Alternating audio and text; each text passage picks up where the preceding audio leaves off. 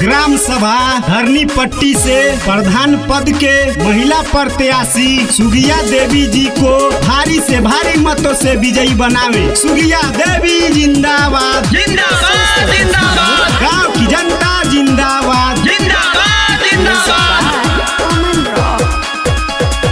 आई चुनौआ भइल बावे हाला, इन्हीं के चर्चा जी घर घर सुनाला। आई चुनौआ भइल बावे हाला, इन्हीं के चर्चा जी घर घर सुनाला।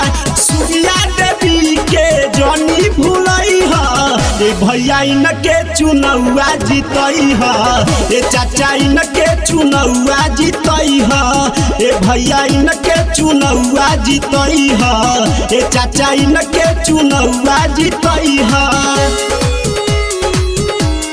सुगिया देवी जिंदाबाद जिंदाबाद जिंदाबाद, सुगिया देवी जिंदाबाद जिंदाबाद जिंदाबाद, गांव की जनता जिंदाबाद जिंदाबाद जिंदाबाद।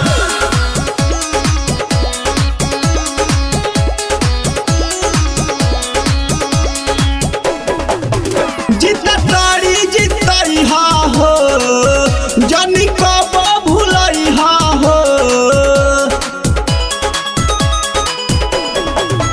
जितना तारी जितई हा हो, जनी कब भूलई हा हो।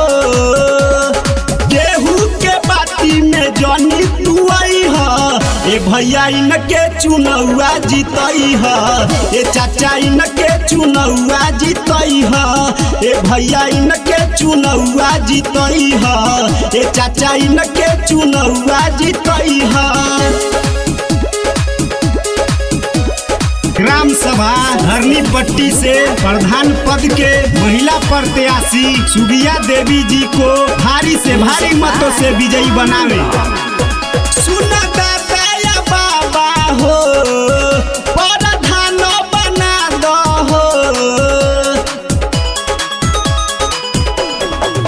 सुना दादा या बाबा हो, प्रधान बना दो हो।